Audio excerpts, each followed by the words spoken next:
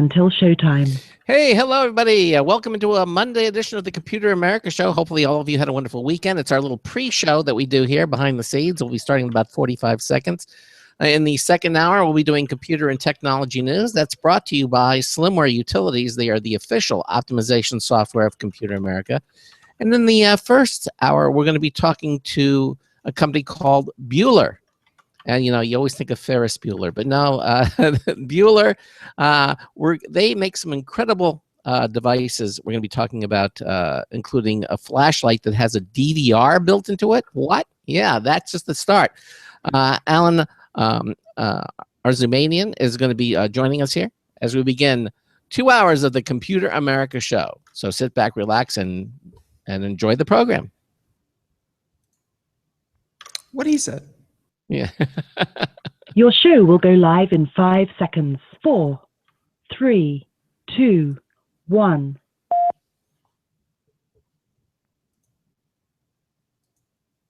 Broadcasting live, it's America's longest-running national radio talk show on computers, Computer America, hosted by national columnist Craig Crossman. Look for Craig's weekly column in your favorite newspaper. This show is being beamed nationwide at ComputerAmerica.com. Keep it here for technology news, computer products, guest interviews, and your phone calls. You're listening to Computer America. Hello and welcome into the Computer America Show. It's the nation's longest-running, nationally syndicated radio talk show about computers and technology. Computer America is heard around the world and coast to coast. And I'm your host, Craig Crossman. And I'm your co-host, Ben. And welcome into a Monday edition of the show. Hopefully all of you had a wonderful weekend. Some beautiful weather coming up. But, you know, depending what part of the world you live in, weather is a very subjective thing. So I know here in South Florida, we've got a tropical depression on the west coast of Florida, bringing all kinds of rain. But obviously, yeah, the weather all over the U.S. is getting really nutty. I mean, there are fires in California. There's a new system coming through Florida, like you said. And Texas is like they were having a drought, and and now they like. You turn on the news and you see houses under feet of water. It's crazy. It is. It just and matter of fact, this tropical depression is supposedly the first one that we've had. It's really early. They don't usually see, even though officially it's hurricane season in South Florida. Well, this is the first, this is the earliest that a C-named storm has come through. So for anyone out there who knows, every storm gets a new letter. So it's A, B, C, D, E, F, G. And then, it gets like, Aaron, Ben, Carol, blah, blah, blah. This is the earliest C. So this is a really, really active season so far. Yeah, so far. Hopefully it won't stay that way. Hopefully Weather America. The more you know. Anyway, we've got a terrific show planned for you. As always, in the second hour, we're going to do computer and technology news. That's brought to you by Slimware Utilities. They are the official optimization software of Computer America. And in the first hour, we're going to be talking to a company named, the company's called Beüler, okay? And we have the company's founder, and his name is Alan Arzumanian, and they make some kind of unique products, like a flashlight, an LED flashlight, get this, that has a DVR built into it, a DVR built into the flashlight. And so products like that, we're going to be talking to him about some of these really cool products. Now, if you have a comment or question for him or myself or Ben, we'd love to hear from you. Pick up the phone, give us a call. It's 347-884-8881. That's 347-884-8881. We'll get you on and get you through. Or you can go to any page at our website, ComputerAmerica.com. In the upper right-hand corner of any page there, you'll see it says submit a question. Just click it. It's a link. It'll take you to our question submission page. You can type in your question, comment, suggestion, whatever you like. Hit the submit button, and Ben and I will see what you've typed immediately. It's cool. So that's another way to communicate with us. And again, if you're a little radio shy and you don't want to go on the air, that's a great way for you to communicate with us. The other thing that we highly encourage you to do is watch the show. we provide live video streaming of our radio broadcasts. Hey, it's the 21st century. That's what we do today, and we go make the effort because it just makes for a more interesting, involved show. Basically, when you go on, sometimes you can see your guests. You won't see our guests today, but you certainly can see Ben. And also Ben has the technology to display websites, videos, movies, links, that type of thing. So not only can you listen to the show, you can also watch a show, and you can see many of the things we're going to be talking about, especially on today's program. So that's just another way for you to interact with us. As a matter of fact, just go to computeramerica.com. Again, any page, there's a menu bar on every page. It says Show Lounge. Just click that.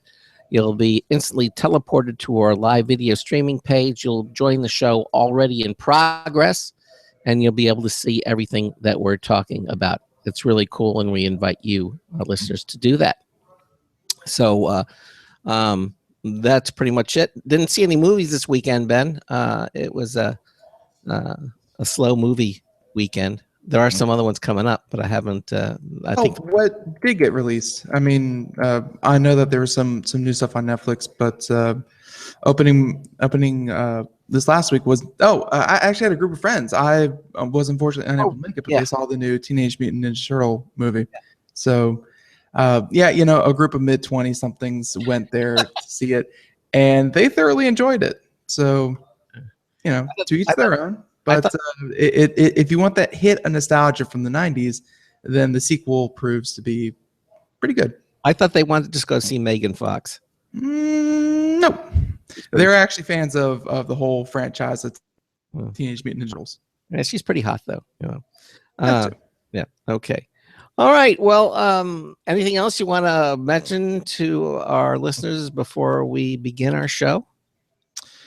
Anything else? No. Be sure to check out our website and all of the past shows. We had a lot of great guests last week, and really looking forward to this first hour. So I say let's just get to it. Okay. Well, I remember I told you that the name of the company is called Beüler, and it's a very unique company. It's actually run by engineers that create new and unique products that challenge the industry norms and create excitement in the minds of the consumers. Okay, now many of the really cool products you'll be able to see and hear about. One of them is their flashlight that has a built-in DVR. You think of a DVR as this big box that you put on top of your TV to record network shows, but evidently here's one in a little LED flashlight, a built-in DVR. Also, we're going to talk about a pen that has a stylus and a built-in phone charger in the pen, a phone charger. Good grief. Okay, well, here with us to talk about all these really cool products is Alan Arzamanian. He is the founder of Beüler. Alan, welcome to Computer America. How are you, sir? Thank you for having me on your show. Our pleasure. Our pleasure. It's interesting, some of these products. Before we get into them, why don't you tell listeners a little bit of the background of the company? Your last name is in Beüler, so I so it's not named that. The company's not named that for yourself. Where does Beüler come from? Actually, we were trying to think of a way of getting a lot of attention, something of an exciting name.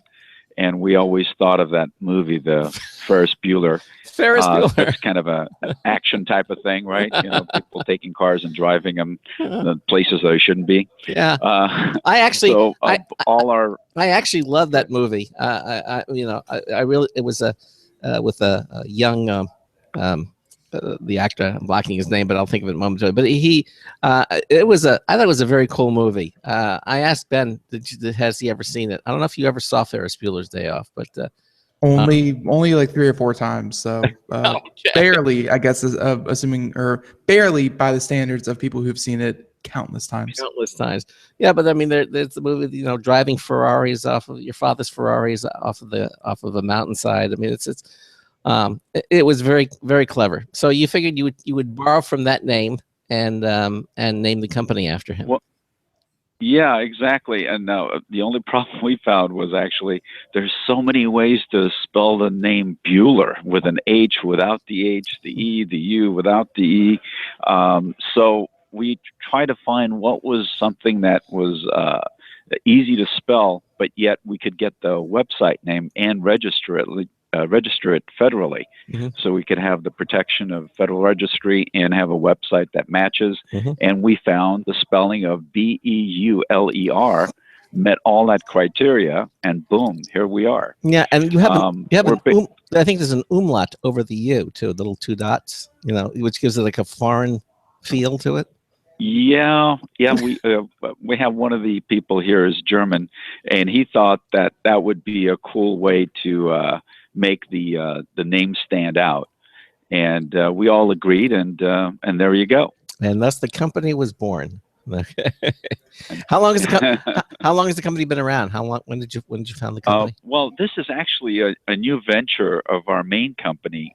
We've been making electronic accessories for almost 20 years. Really? With the for a different category of parts that we make for other companies, such as relays and other components. Okay. But we've never been into the consumer part of it.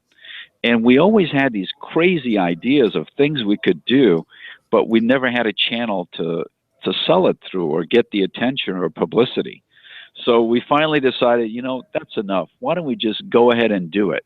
And let's start making things for the consumers and go directly to consumers with these crazy ideas, such as what we're talking about here, the flashlight that has a camera and a DVR built all into one unit that fits in your palm of your hand. So these are the kind of crazy things we're thinking about, and that's what we did. And we finally got it launched, and we're very excited about it. And so are some of the people that have seen it. Well, where do you come up with these ideas? And we'll get, as you said, we'll into the products in a few minutes. But when you sit around in kind of blue sky and say, well, what can we do? We have a flashlight, and okay, we'll stick a DVR in here. I mean, how do you come about these ideas? Where do they come from? That's a good question. A lot of brainstorming and a lot of crazy thought. You say one thing, somebody says, well, what if we did this to that to this? And then somebody else adds something else to it. And then we ask people, what they think. And then we try to think of course, applications of, why would we just do this? And are people going to actually buy this? And so going through that process, we come up with, hey, if we did this with this, we think we could sell it. I think people like it. And the response has been good. And so let's do it. Right. So do you do a test before you commit to the manufacturing and making of something that's obviously this complex? I'm assuming like the prototype for the flashlight was like you took a DVR and you taped it to a flashlight, and you're like, "Is this a product?" And like you just kind of swung it around. It's like, yeah, that's pretty good. No. We didn't do such a thing. We use super glue. Well. You didn't use Gorilla Tape. No. Yeah. Okay. Exactly. Yeah. You know what it is? Actually, that particular product, I think the use came in when I had a accident in my car. I was on the highway, and it was raining, and a lot of people stopped immediately because the car in front of them stopped, right? And somebody hit me from the back. And at that point in time, in the old days, you used to take a pencil and paper out and start writing, right? Yeah. What's your license number and all this phone number and stuff. Nowadays, people take pictures with their phones. Why write all that down when you can take a picture of the guy's driver's license very easily? Now, the problem comes in this particular case, when I got out of the car, I asked for their driver's license, and I took my camera and started taking a picture. But it was very not normal if I went and started taking pictures of them in the vehicle, because there were like 3 or 4 people in the car. You can take a picture of what's going on, but people feel uncomfortable when you go beyond the bounds that are normal, to say. So that was the fruition of the idea of, what if we had a flashlight that had a DVR in it? So first of all, we need a light to take a picture of what's going on. So when you get out of your car in an accident, you just take this flashlight with you and turn on the light, and then you're inspecting the damage on your vehicle, and at the same time, you could inspect the damage on their vehicle with a flashlight. But at the same time, we are actually videotaping in HD resolution, 720p, of exactly what the damage was, what position the cars were in, or we could even record if there were any skid marks, all the pertinent information that, let's say, an insurance company would love to have. But most importantly, you can actually videotape the people in the car, how the driver got out of the car, basically showing that the guy had no neck problems or back problems when he got out of there, or any of the passengers, or know exactly who was driving. You know, sometimes people say, well, I wasn't driving, it was my sister that was driving. So all this stuff, pertinent information, is all recorded in the flashlight, and they're all, you know, relaxed and telling you maybe what exactly happened. Like, sorry, Alan, you know, I didn't see you. I was, you know, looking the other side, and, you know, it's raining, and I had to move and swerve out of the way, and I went into your car from the right. Well, that kind of information now you can actually record on the flashlight, because it also has audio recording, not just the video. Wow. And now, yeah, go ahead. You're going to say something. Well, no, and I want to get into this, but I understand the mentality of how, although you would think in this day and age, people are fairly comfortable with smartphones. I mean, most smartphones have cameras and can take videos, and so there is that. But you're saying that some people still. Yeah, but I've also seen those videos of people when you put a phone in their face, and they get really defensive really quick. So. Yeah. So with a flashlight, you can do it, and it's not like you have a GoPro on your helmet or something either, or a dash cam. It's just this like little, and it's a small little flashlight. This is not a big honking flashlight, and we're going to get to this momentarily. This is a small little flashlight that fits easily in the palm of your hand, and it's very unobtrusive. It's not threatening in any way. As far as they're concerned, it's just a flashlight. But as you say, you can take pictures, or you can actually record video with this, and we're going to actually get into that. So that was the main concept behind this, Alan, is to find a way to, I guess, surreptitiously just record an event without the people realizing that they're being recorded. Yeah, that's one of them. And the other thing is, you know, some people have said, well, God, are you allowed to do that? Yeah. Well, in reality, when you're on a public road, there's no expectation of privacy at all. So you can record video as well as audio. And if they happen to say that, sorry, I did this, or I was doing this when it happened, that's all great evidence, because you know, a lot of times when after the event, you know, when a lawyer gets a hold of the other people, they all have all kinds of issues in their backs and their necks, or the story changes. But you've got something that's already recorded, illuminated with a flashlight, where the actual damage was and the extent of the damage, so they can't add additional things to it later. So that was the main part of the reason for the recording. But then again, once we started thinking about it, there's so many other applications that come into play. Let's just say, you know, you're sleeping at night, all of a sudden you hear a noise in your house. So you get up, you usually have a flashlight, right? Yeah. Well, you turn on this flashlight, you could put push the secondary button on there to record the video. Maybe there's some guy suspicious in your backyard. When you're pointing the light, you're not only illuminating to see what's going on, but you could basically gather evidence of who the person is, what he's wearing, and it's all on video. And otherwise, you never would have taken your phone with a light, which doesn't shine, you know, in a narrow beam like a spotlight, with you. So it becomes, you know, not just for cars, but for your home, other applications such as mechanics, when they're working on your car, they can actually take video of what they see wrong in the engine on the bottom when they lifted the car, or in the shocks, or, you know, other professionals such as, let's say, termite inspectors that go underneath the crawl space in your house or in the attic. They can actually take video as well as the flashlight that they always have anyway. Why not take video at the same time? Right. Now, you can take video, or you can take still pictures with this as well, like a camera? Yeah, it gives you the ability to do that. So basically, if you can see the product, there's only 3 buttons on it. The bottom button, the big one, that just turns on and off your flashlight. Very simple. Push it on, it's on. You push it again, it's off. The one on the left side, when you push that, it turns on the video recorder, and it's on once you touch it. And then when you hit it again, it turns it off. And the button on the right side takes actual JPEG pictures. So if you just want pictures, push the right button. If you want to do a video recording, you hit the left button. And of course, the bottom one's just the light. All right, now the length of this let's get into the flashlight. So give the size of this thing. It's very small. What are the dimensions? It's like it fits right in the palm of your hand is the best way to explain it. It's not like the one that the police department uses. Right. I'm sure you've seen. Sure. And yeah, because a lot of them think, oh, you got some D cells in there.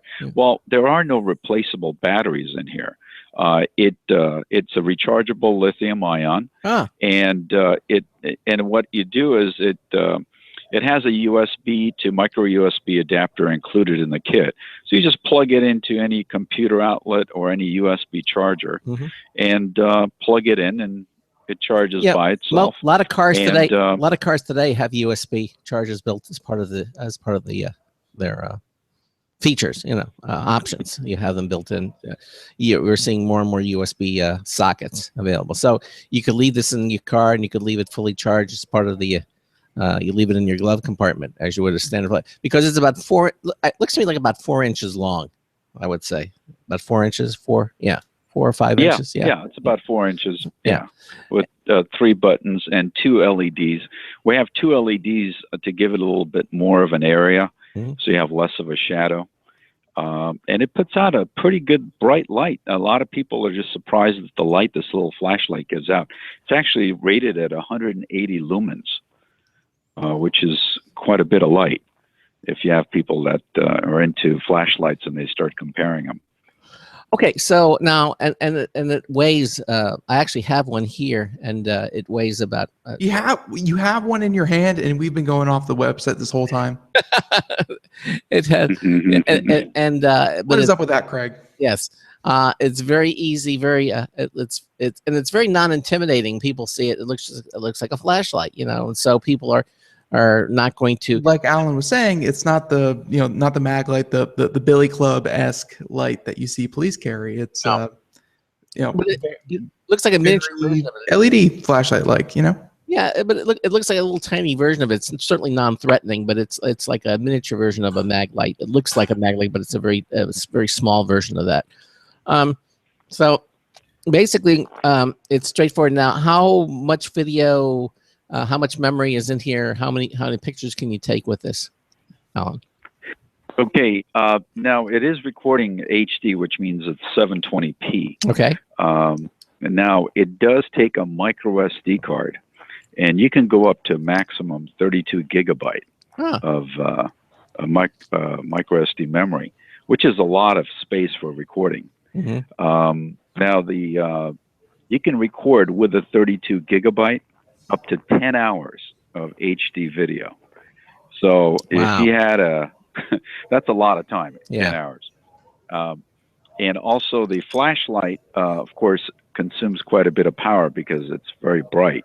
Now with a full charge, you can have that flashlight on for over 4 hours continuous with a full brightness of 180 lumens.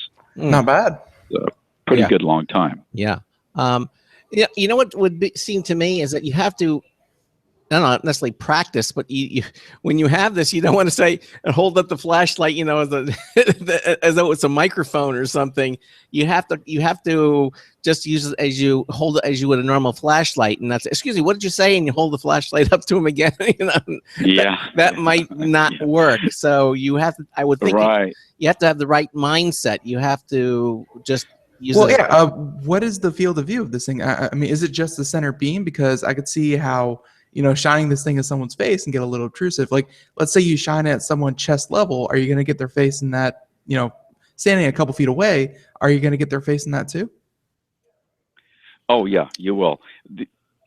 Of course, being a standard flashlight, the beam is fairly narrow, but as far as the camera goes, the viewing angle is over 90 degrees, so you will get that.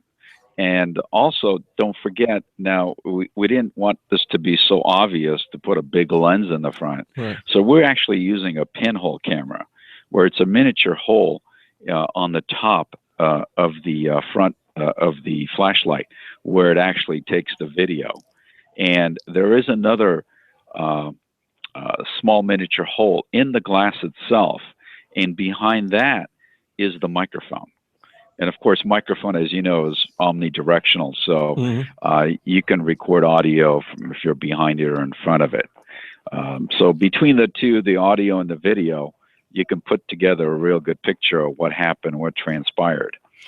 Now, on the website, do you have a sample? Do you provide any sample videos that this flashlight was taken, so people can actually see examples of how it works? Or if not, then you should. My suggestion would be to put something like that there. No, it's here. No, you are so right. We've had 2 other people suggest that, and we're in the works of doing that.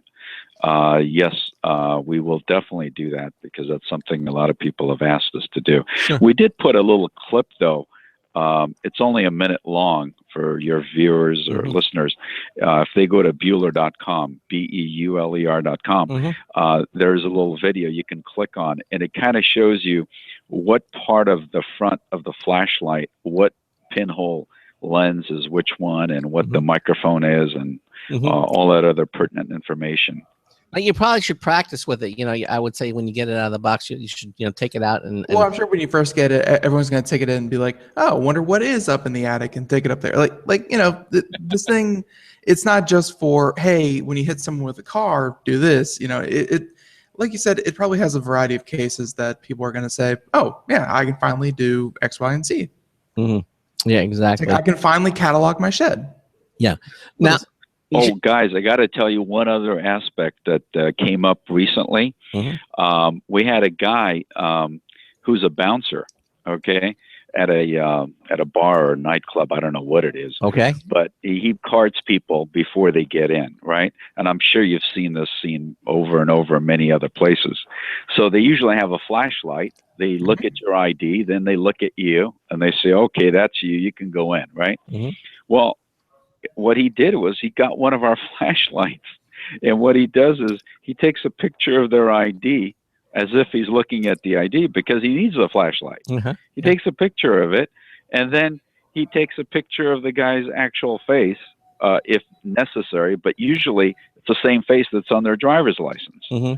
So now every person that gets into the place, the bar or whatever it is, he has an actual record of their name with a picture ID. So if, let's say later on in the night there's some brawl in a fight and people run out, well, the guy can actually go through all his pictures and say, hey, can you identify which one of these, let's say 50 people that were in here at that time, that did this or whatever they did to you? They can identify immediately, and they know who it is. And it's all because of they thought they were just a flashlight to see the, the actual ID, but all that information is recorded. Oh, by the way, the flashlight also has a timestamp, so it can tell you what time the picture or video was taken. That is very cool. That is very, very nice. Now, you also mentioned it works with a micro SD card, I believe you said. Now, when you purchase it, does it come with a card, or you purchase the card separately, or you buy additional? We don't include the card because some people just want a small, inexpensive card.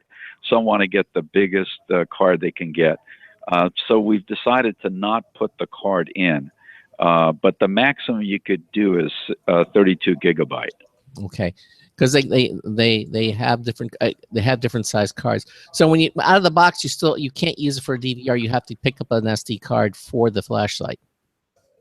Right. Okay. Yeah, you need a micro USB. You know, most of the new phones, they're all using those micro USBs. Yeah. And it's everywhere now. I think more people are using the micro USBs than even the standard SDs now. Now, after you have the videos or pictures you've taken, does it require any kind of special software to offload it into the computer? No. Okay. No. Just you can do it two ways.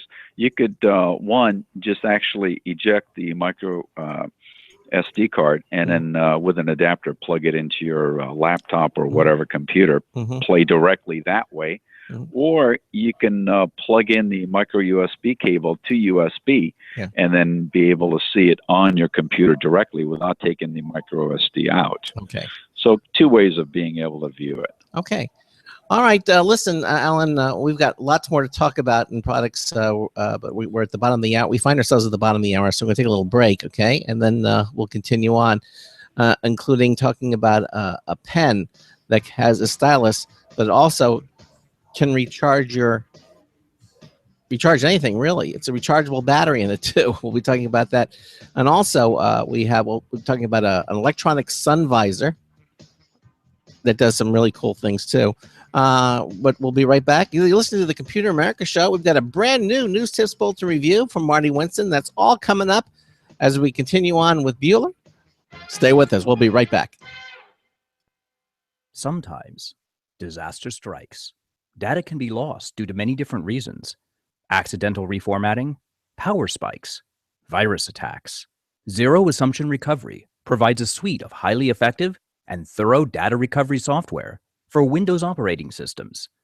ZA is suitable for home users and small businesses who need a powerful data recovery solution for Windows and Linux file systems. Go to z-a-recovery.com. Sometimes disaster strikes. Data can be lost due to many different reasons. Accidental reformatting, power spikes, virus attacks. Zero Assumption Recovery provides a suite of highly effective and thorough data recovery software for Windows operating systems. ZA is suitable for home users and small businesses who need a powerful data recovery solution for Windows and Linux file systems. Go to z-a-recovery.com. Hi, this is Craig Crossman, host of the Computer America Show. You have important meetings to schedule. Your company's getting ready for its IPO, and you're in charge of the PTA fundraiser this month. So how do you coordinate everyone to be available at the same time? Are you still using emails, phone calls, even text messages to schedule meetings with a group of people? How's that working out for you? That's so great, huh? It's a fact that every day, millions of people suffer from scheduling headaches. Well, with Doodle, scheduling meetings with a group of people is quick and easy. With Doodle, you can easily propose available times to each member. Each one checks off the times that they're available, and then you simply pick the time that works best for the group, all in an easy-to-read display that integrates with your existing calendar. Nothing could be more simple. Give Doodle a try for free, and like millions of Doodle users, you'll truly see how easy it is to find the perfect date and time for all your meetings. That's www.doodle.com.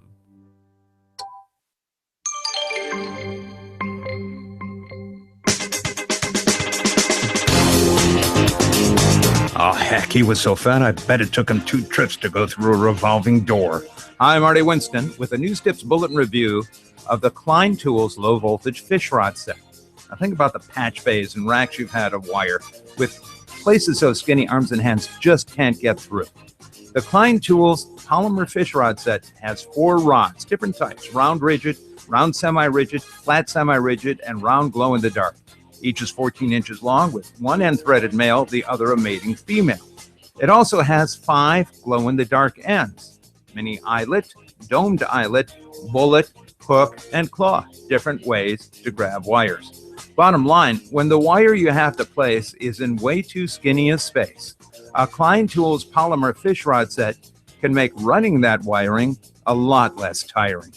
Marty Winston with a News Tips Bulletin review for Computer America.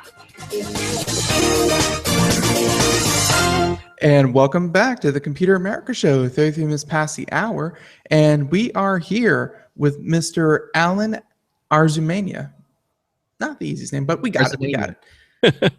Right. So, and yeah, and he is the founder of Beüler and main engineer. As we talk about, well, I'm sure we're going to talk about more of the different products that they offer. Right now, though, we are obviously focusing on the Beüler unique flashlight with built-in camera and DVR. And I think we have a lot of good information about that right now. Haven't come across the price yet though. What exactly is this flashlight DVR going for? $149. You could buy directly off the site if you'd like. There's a lot of activity now with a lot of distributors and retailers signing up to be able to carry our line of products. But right now, for sure, you can go directly to Beüler.com, BEULER.com, and then purchase from there directly. Of course, you can go to. I was just thinking that this is something that you'd see in something like a Brookstone. One of those gadgets. Like, oh, why hasn't anyone done that before? Yeah. It's funny you should say that, because that's kind of the talk that we were thinking about. Like, we're kind of emulating what, not Brookstones, but more like the Sharper Image when they first started in the 80s. They had some very exciting, cool stuff. And as time goes on, people get tired and they don't work as hard, because they had so much success. And the products, didn't become that exciting on the newer ones and the newer ones that we were generating throughout the years. So we like to explain to people, like they say, who is Beüler? What is your goal? Our best quick answer is we'd like to be what the original Sharper Image was, but on steroids, having creative products, but with just even more creative thought behind the actual product to make it even more practical, other than just the gadgets you want to share your friend. It's something that's really going to help you and make it easier on your life. Yeah, no, exactly. And they are really cool. Now, again, you can pick up the little micro SD card, I think at Walmart or places like that for like $9. I mean, they're really inexpensive. Or go on Amazon and pick them up.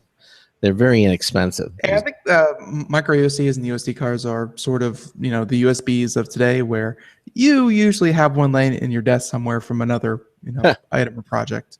Yeah, exactly. I think I got like about 7 of them here on my desk, just lying in here. It gets ridiculous. Yeah. Okay, so anything else you want to mention about the flashlight before we go to some of the other products? Because I think that was. No, I think we covered everything. It's a real neat little product. Yeah, it's very practical, not just cute. Now, just out of curiosity, again, obviously you have to play with it to get more of a feel with it. But let's say you're shooting either video or still images, right? If you're shooting video and you hit what happens when you hit the still image? Does it take a still image, or does it stop the video, or you have to stop the video before? It takes a still. Yeah, it takes one still image. But then again, you could extract that from the video also. That's very true. You could either way. Yeah, either way it works out nicely, and they're full color photographs. And yes, and of course the audio goes with it. And I would assume any computer that has most every computer I know of has some sort of audio and video editing software that you just download it and either play it or you can even edit it once you offload it to your computer. Exactly. And I'll just say, Alan, I honestly hope that you have created the device that will finally capture Bigfoot in all of his glory, because these people, they have a flashlight, but they never have a camera, and just a story. Usually show you can't even tell what it is. Right. All right. So, and by the way, you mentioned the Beüler website, and of course, you can just also go to computeramerica.com. Right there on our homepage, we have a link to the Beüler website right there on our homepage, so that'll stay up for the entire week as well.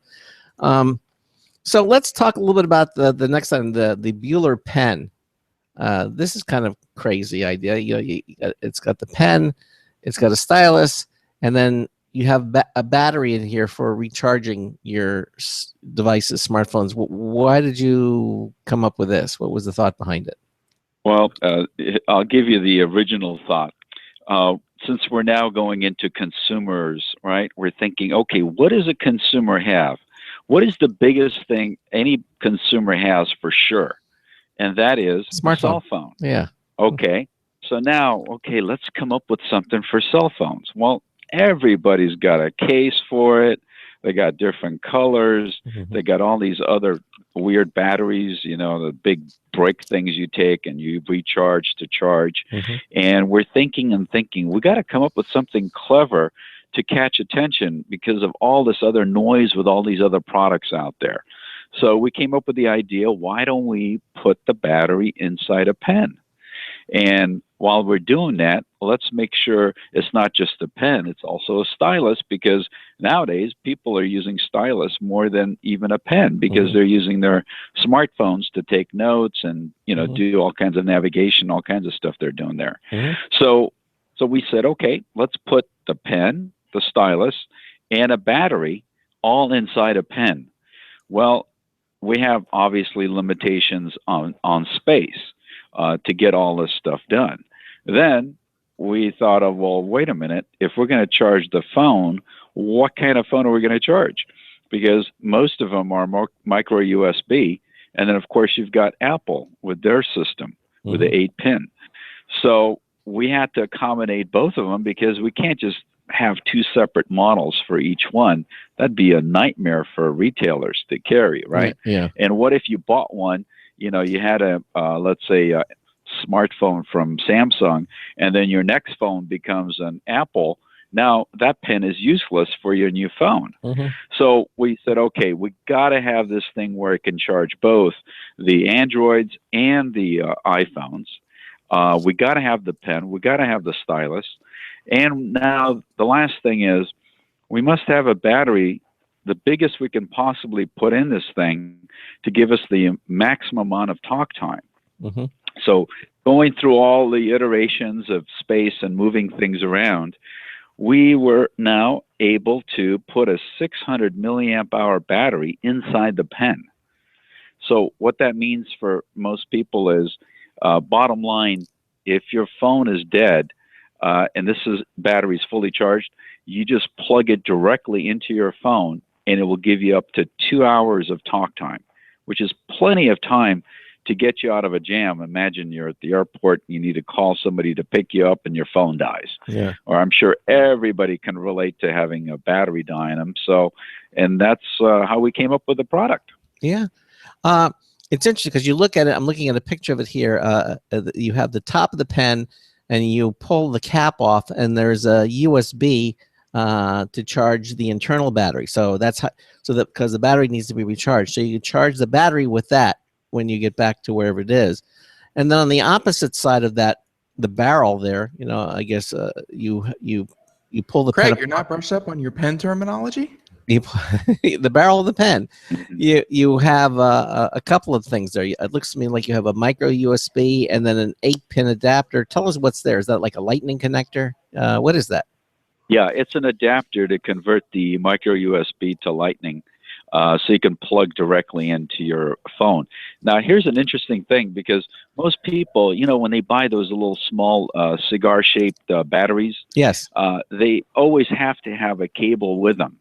And it's so cumbersome because when you have one of those in your pocket, you also have to have the cable.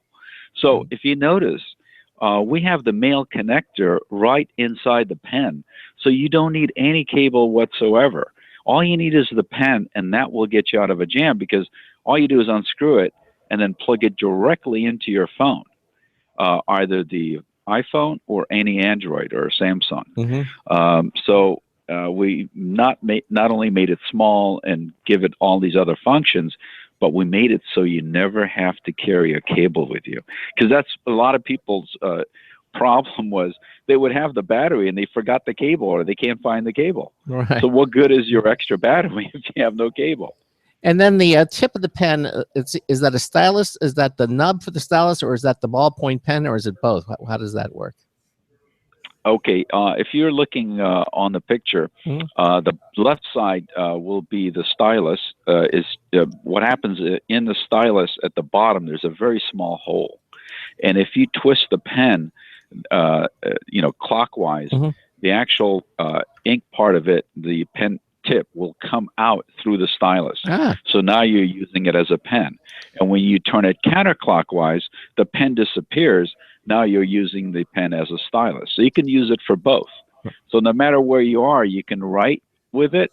You can use it as a stylus. And if you're in a jam, you can plug right into your phone and give yourself up to 2 hours of extra talk time. And what kind of ink cartridges do you use? I mean, are they standard or are they special ink cartridges for the pen? No, they're special, and so and not only special, you got to understand we're compromising too because we got to create room for all this other stuff in your pen. Okay. So it's a short ink cartridge. So because of that, what we did is we provided an additional cartridge on the back of each one of these packaged, pens. So you have an extra cartridge there, which is almost equivalent to a standard ink that you would find in a standard pen. Okay. And we will have the additional ones available if you need to buy those. Okay. And the price of this pen, the combo pen and stylus with built-in phone charger, sells for how much? $34.95. And again, that you could buy that directly from our Beüler website. And it's a nice looking pen too. I mean, it doesn't look,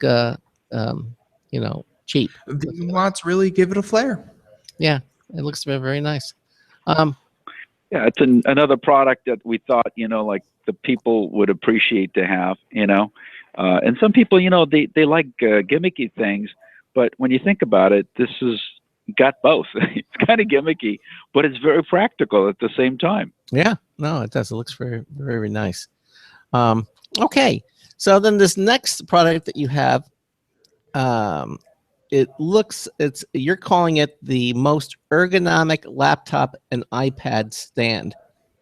This looks kind of a, typical laptop stands, you think they're little things that kind of fit on the bottom so you can hold it on your lap. This looks a lot more. I mean, there's an alternative to falling asleep with it above your face and it falling and hitting you about half a dozen times before you say, all right, I'm tired. And then you go to bed. Tell us about this. Tell us about it. Yeah. Okay, well, the story behind this one is being an engineer, I'm always working late and I always have a laptop. I spend probably 4 to 5 hours a night daily, doing things on my laptop. And I have a 17-inch laptop. And, everybody has a sofa. Usually you put it on the arm of the sofa where you're kind of twisted to either to the left of you or to the right of you. Mm-hmm. What I used to do is put it on the left a little bit. And then once my back's tweaked to the left, I go and put it on the right armrest to balance it out to the other side. And then after that, I would just put a pillow in my lap and stick the, laptop on the pillow. And the pillow would get, smother the laptop and the fan wouldn't blow. I'm sure people can relate to that. And the thing would overheat. So I said, there's got to be a better way to do this because I can't handle this. It's not practical when I'm sitting on the sofa. I want to do things. Sure. So came up with the idea of, okay, let's have an arm that holds this to whatever position you want. And let's raise it where you can easily move it up and down without having to hit knobs and turn things. So we put a hydraulic lifter inside that with a spring at the same time. And there's a little knob on the top where you can actually adjust to whatever weight your laptop or iPad is. Mm-hmm. So it seems to be floating in air, and all you do is grab it and just move it to wherever position you want, and it will stay there, exactly there. And it's got enough of a base. If you notice the base of the stand itself, it's very wide. And what we did is we made it out of a very thin metal. And the reason for that is you literally have the option now to not only put it next to your sofa, but you could put the whole stand under the legs of your sofa or love seat. So it makes it, the pole go to exactly where you want. You don't have to worry about, how to position it. And plus, when you have the sofa leg right on top of the stand, guess what? It becomes very, very stable. It doesn't move at all. So I think we solved all the different issues most people have in this one item. Now, again, if you look at the pictures, we have the unit that comes with 2 actual holders. The stand is standard in the box, but in the box we give you a holder for iPads and one for laptops. So depending on which one you want to use, you can get that exact particular holder. Very nice. Okay, and the tablet actually clamps it on top or on the bottom, so it's like a little. It clamps it and holds it securely, so you can actually push against it and use it without it with anything toppling over, because you say the leg of the stand is underneath the base of the stand is under one of the chair that you're sitting on, or the sofa you're sitting on, that holds it in place, which I think is actually a very clever idea. And then, of course, you can do height adjustment too. It looks like the only adjustment is the height adjustment. When you're sitting down, you want it to the right height, so you adjust that one time, and then everything else you just pull it or push it, and then it will pretty much stay where you leave it. It looks like. Mm-hmm. Yeah, exactly. It pivots off the post, and then where they're connected together, the two pieces. And of course, the area where it holds the pad or the computer, you can move that left, up, down, whatever angle you like. The one neat thing about was I wanted to do for sure is whenever you got out of your chair, you want to make it easy to get out because it's in front of you, very easy to use. But when you get out, you want to kind of swing it out of the way, and you can do that with this. And then when you come back, Craig, all you do is just pull it back. Now it goes back to the exact same position. You already adjusted it, so you don't have to readjust it again. It's exactly where you left it. All you do is pull it back towards you. Very, very nice. It's obviously well made. It looks like it's got stainless steel. It looks like a nice brushed aluminum finished. So it's got this textured black rubber lock. And it looks really it looks very, very nice. Suggested retail price for this, for the Beüler laptop and iPad stand, is how much? $345. But I will tell you a secret though. We sell to Crutchfield.com, and they do have it on sale right now for $299. They did sell out, I will tell you, and you will find when you go there, we have a 5-star rating on this unit. I got to tell you about this one application, which is kind of crazy. One of our employees, he has an iPad, okay, and he has a custom of taking it to bed and watching movies. And in the morning when he wakes up, he says it's a 50-50 chance. Either the iPad is on the bed or near my legs, or it's on the floor. And so now when we were testing this, we gave him one of these units, and he loves it. What he did is he put it on the highest position. As you can see, it holds the iPad really good. So he puts it right above his head. Let's say, 12 inches above his head, and his head is on the pillow. He's literally sleeping and watching a movie. And when he wakes up, it's not going to hit him, or it's not going to be on the floor.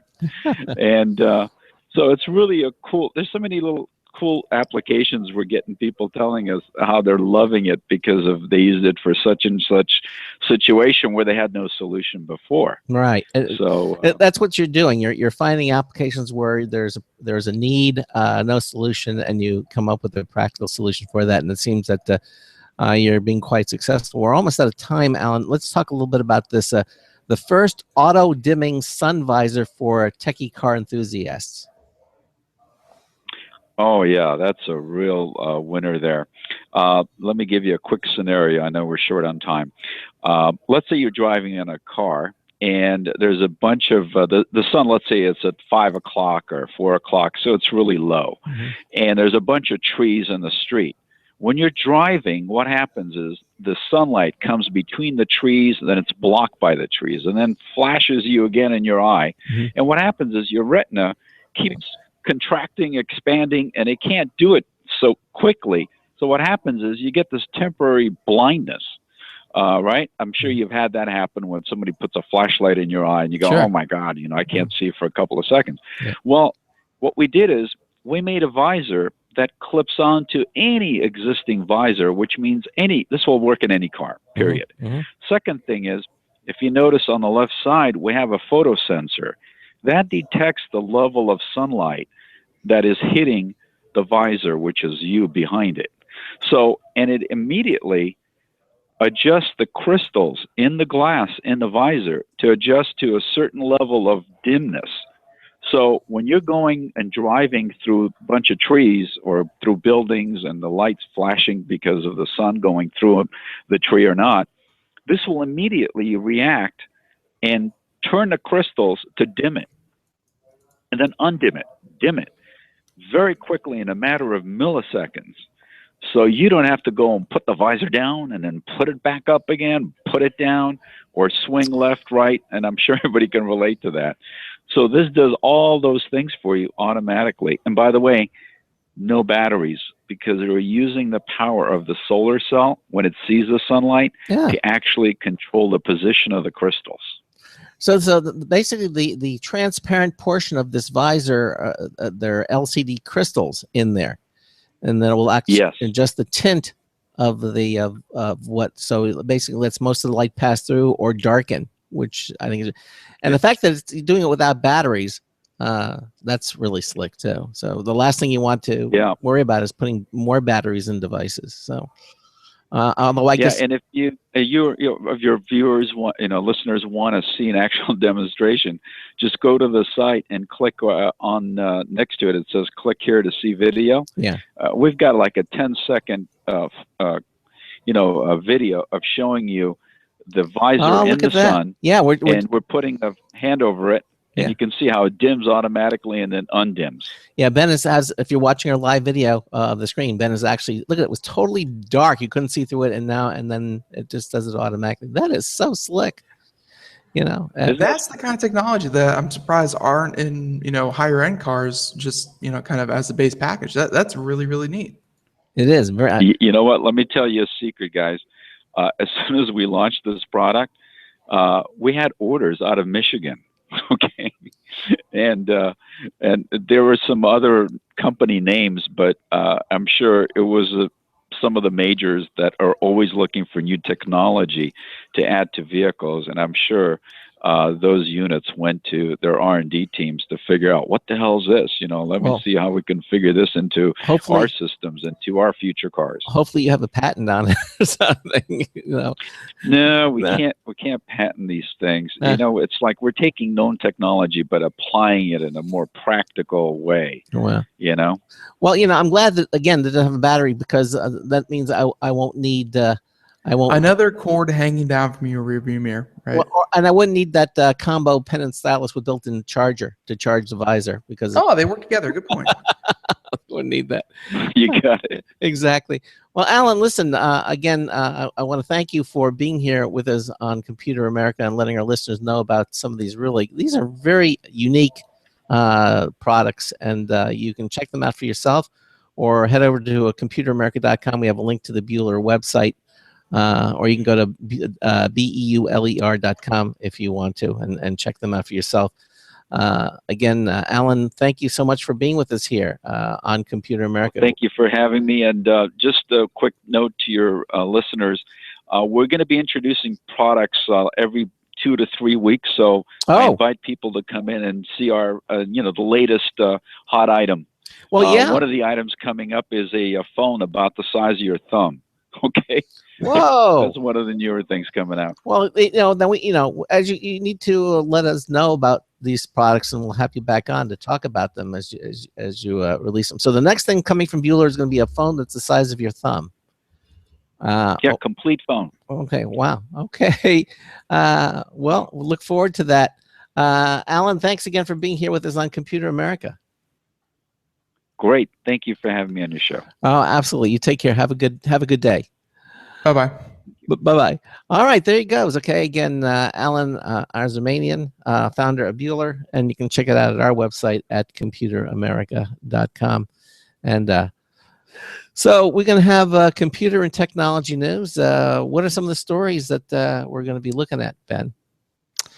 Some of the other stories that we have include... Wow, I found them all and then I completely blanked them all. But we have some, including Google is teaching their cars to be a jerk.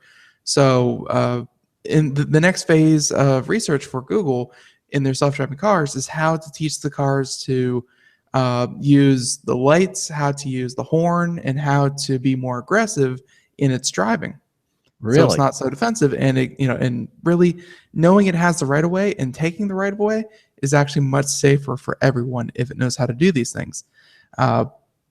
There are other things, including, let's say, Netflix is working on some technology that's going to be able to tell the quality of film based on real life film, like not just animation or post effect, but live video feeds of real life. It's going to be able to tell you the quality of the graphic that it's sending. So And that's kind of also- cool. And also, you're going to be we're going to talk about how you're soon going to be able to stream all Blizzard games on Facebook Live. That one, and then one other one that I really want to get to was making big noise this weekend for surprising reason is Bose. They have a new pair of noise canceling headphones that are wireless. And that's like the first time Bose has ever done a wireless headset with its noise canceling technology built in.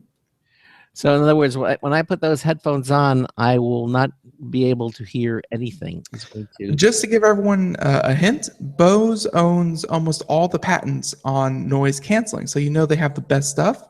And Bose is really the best when it comes to noise canceling. And they come out with a new product. Wow. Okay.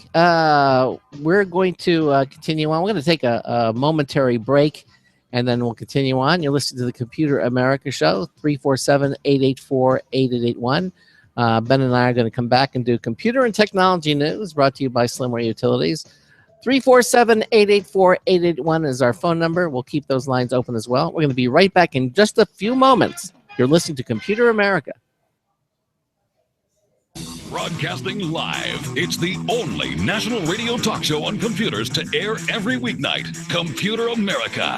Hosted by national columnist Craig Crossman. The first hour's behind us, but there's still more of tech news, tech talk, and your phone calls. We're being beamed nationwide at ComputerAmerica.com. You got computer problems?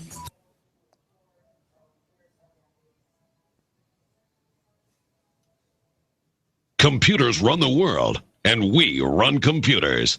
Call us or send us an email to live@computeramerica.com. Hello and welcome into hour 2 of the nation's longest running, nationally syndicated radio talk show on computers.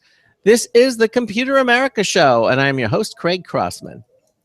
And I'm your co-host, Ben. And we continue on.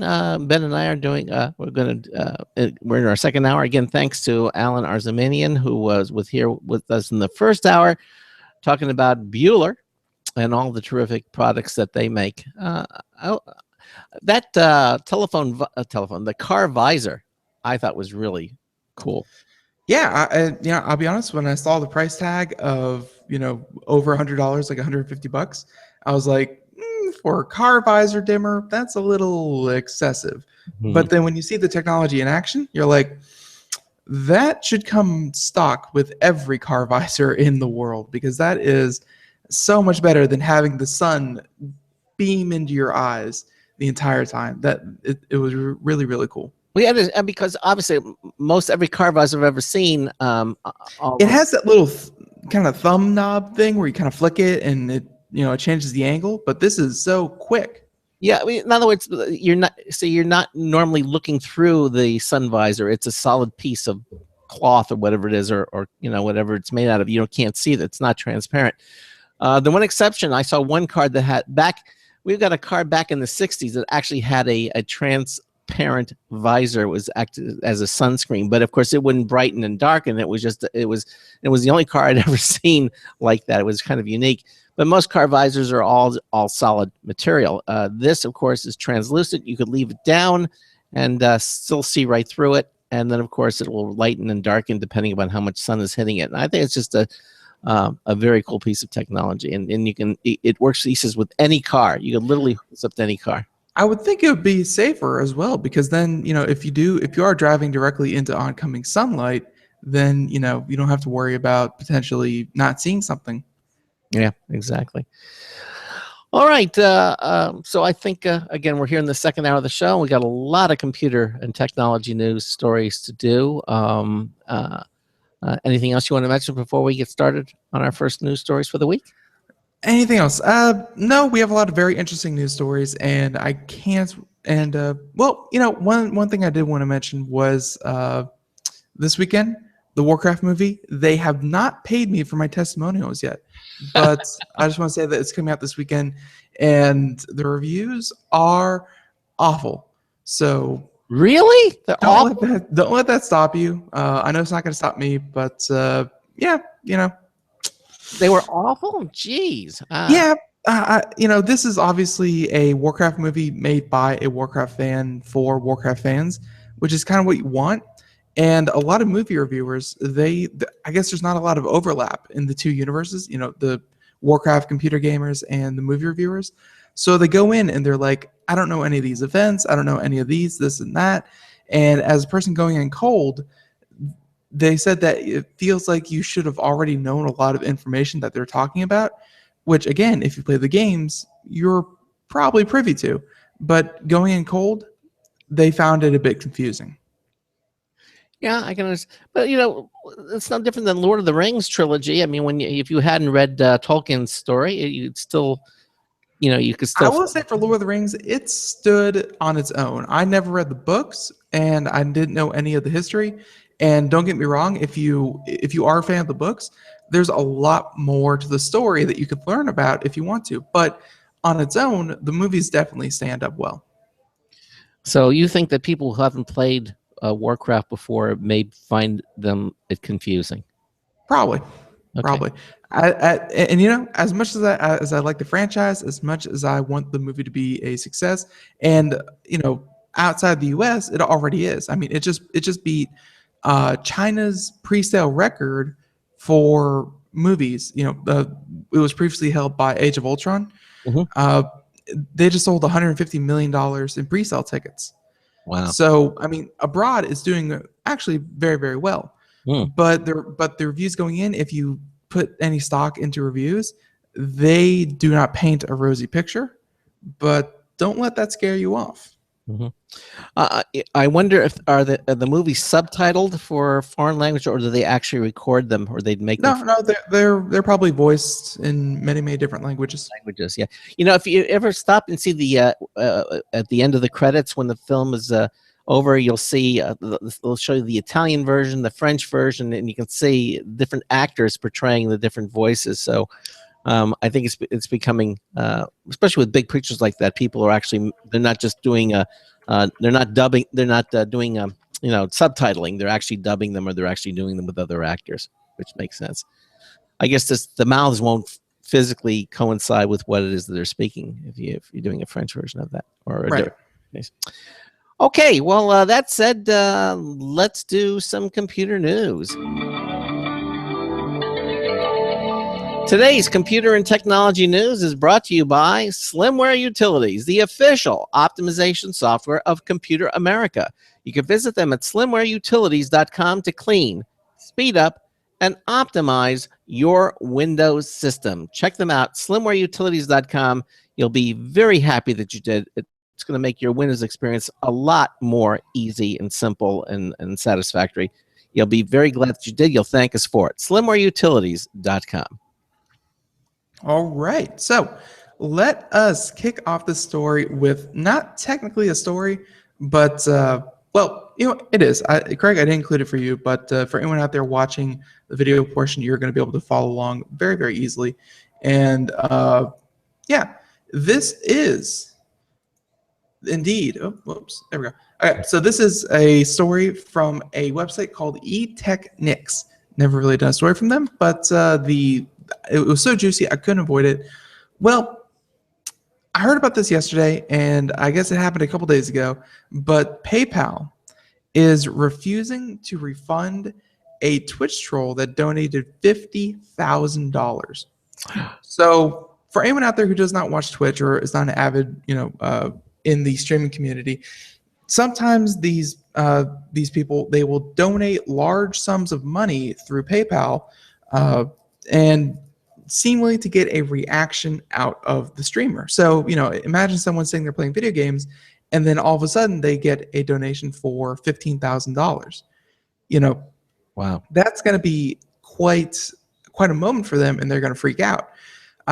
There's actually video of this gentleman doing this with his user account, and he donated like $250, $250, you know, and you know, goes up to like $1,000, and to this one streamer, and she freaked out. I mean, you know, she was dancing on the camera. She was, you know, so ecstatic. Well, about 30 days later, after all the dust settles, or so you think, he charges back. You know, and again, if you've ever used PayPal for anything else, you know that you can go to PayPal and dispute a charge, saying that you know, they did not meet my expectations. I'm not satisfied with my purchase. Blah blah blah.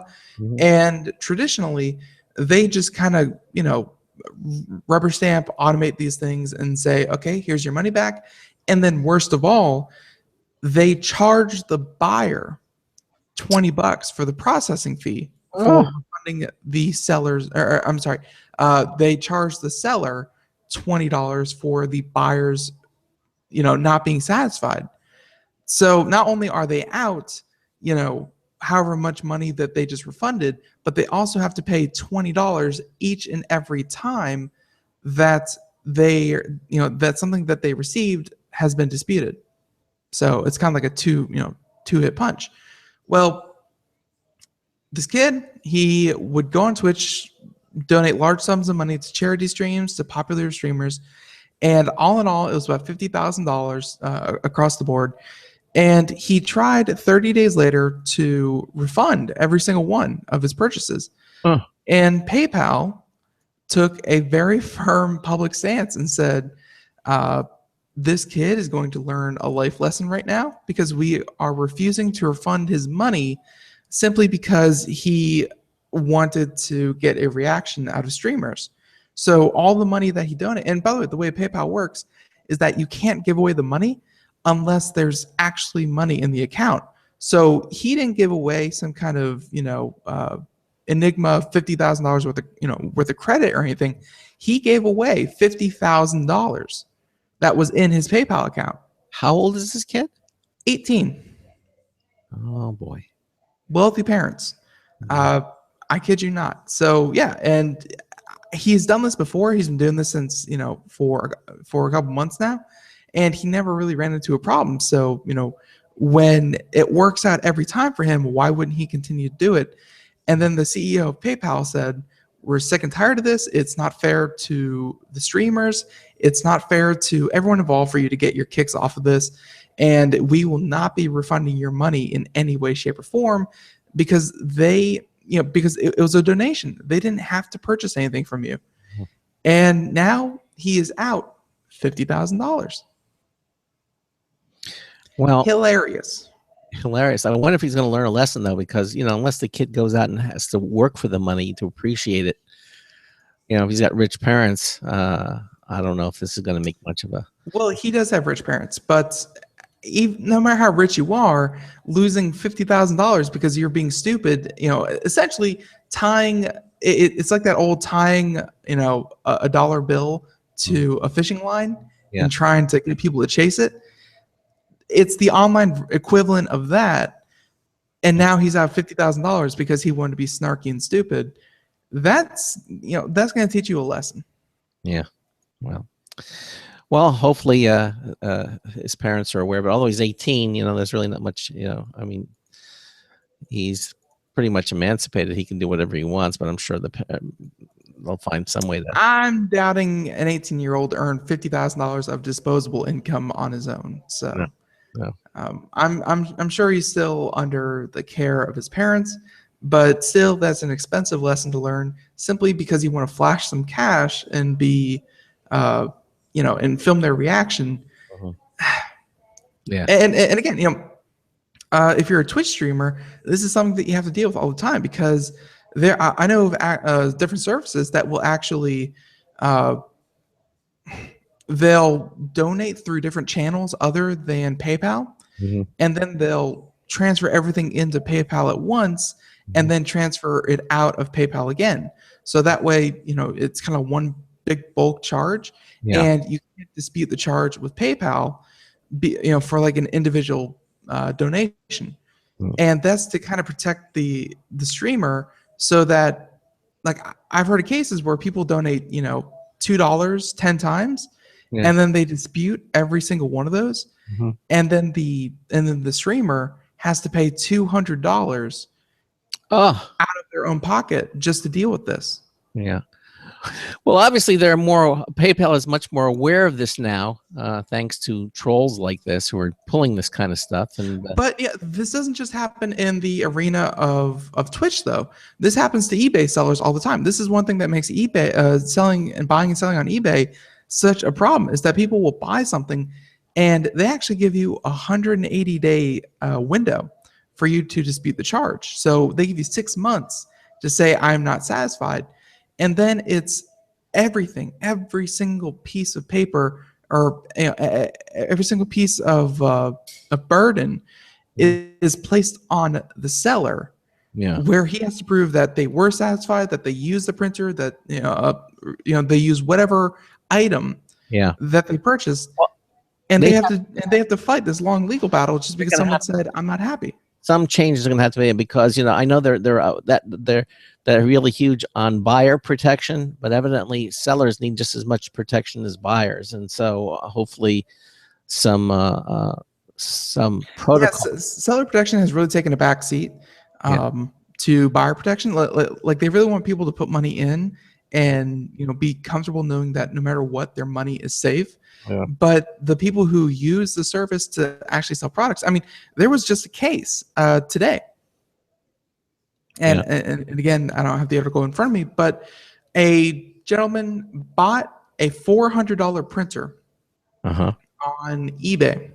Yep. Was completely dissatisfied with it, quote unquote, never gave it back or anything, but he took it to court saying that the seller misled him and blah, blah, blah. And using, the proper litigation, was able to sue the seller of a printer on eBay for, I think it was like $40,000. Jesus. He had to pay damages and court fees. Oh my gosh. It's really, really risky to be an online retailer in this, in this tech world, because a lot of, if you're dissatisfied, they kind of want to keep you as a customer more than they're interested in parsing out if the transaction was actually on the up and up. Still, something has to be done. I think so. And, this is the very first, and the CEO of PayPal, kind of made a public comment saying that, hopefully this life lesson won't just be learned by this one individual, but by everyone who does something like this, because we're tired of all the complaints of people refunding money through, perfectly legitimate transactions. Yeah, exactly. Like these consumer protections are meant to be there in case, someone sends you a, let's say a printer again, someone sends you a printer, and instead they send you a blender. And it's like, okay, are you satisfied? Absolutely not. I want my money back. You don't have to rely on that anonymous person across the US is going to give you your money back. Just go to PayPal and they'll do it right away. But now, like you said, there has to be something done where you have to protect both sides of the transaction. There needs to be some balance. You're absolutely right, because both sides can be abused. Both sides can and are being abused, and unfortunately, PayPal, just like a lot of these large companies that we're using, between Amazon, eBay, PayPal, a lot of it is being done by automation. There's no way you can have people, kind of sit down and read the details of every single eBay transaction that happens or every single PayPal transaction. So they're automating a lot of this, and a lot of the automation is defaulting to protecting the buyer. My experience with this, Ben, has been, though, that you can, with both PayPal and with eBay, if you go online, you can get a phone number and that gives you a special code, and you can speak to a live person and make your case. Oh, absolutely. No, they do have live people, but I believe you've had this happen to you before, where someone says, I'm not completely satisfied or whatever, and they just take the money out of your PayPal account. Yes, you can call someone after it's all said and done and say, hey, here's my case, and then they'll reverse the decision. But, right off the bat, they'll protect the buyer before they'll protect the seller.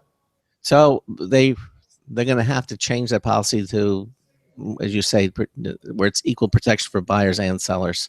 I think this is something that has been happening for quite a while. Yeah. And for anyone out there who sells a lot on eBay or uses PayPal a lot, I bet they've run into this before. But it's just good to hear. In this case, it was with Twitch and the troll who was just looking to get reaction from people. Mhm. But it's good to hear that they acknowledge it's a problem, and now I'm sure they're going to start working to fix it. Good. All right. Okay. It's interesting. It took something like it wasn't the product. It was actual. I guess because it wasn't the product, but it was actual money that. Well, made it's it- not a product because the seller in this situation, all they're doing is sitting in front of a computer, streaming, being entertaining. They're an entertainer, and the only product to sell is that they're giving up their time to be entertaining. Providing a place for you to sit down and watch. Mhm. Like there's no way for you to be really truly unsatisfied with that product because it's a donation.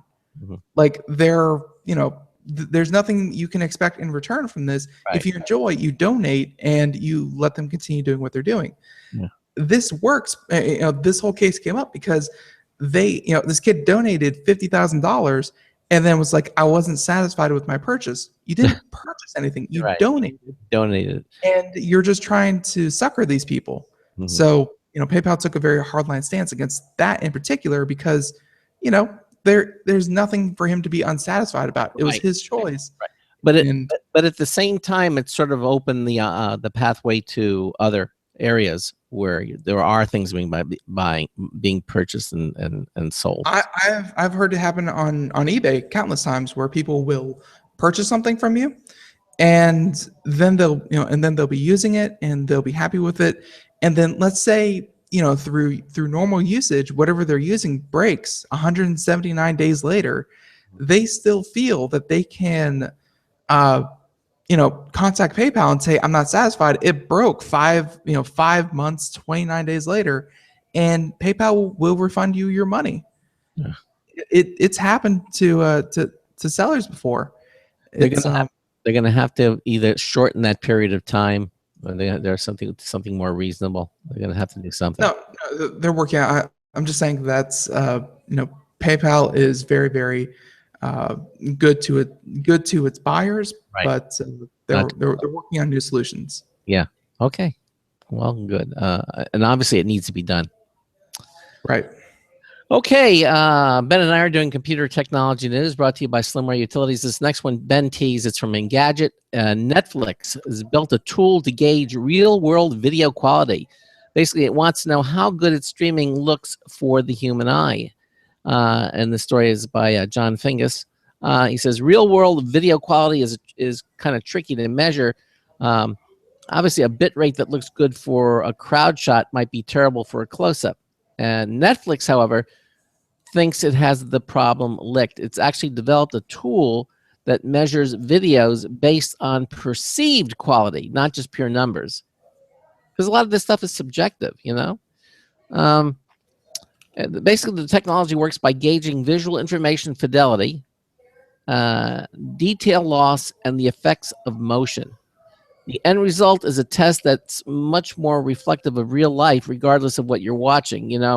What should be appealing, whether it's a live action drama or an animated kids movie. I see this happen time and time again on our TV. You watch something, and then there's a shift. There's a lot of motion, and you don't notice it at first, but everything becomes very pixelated.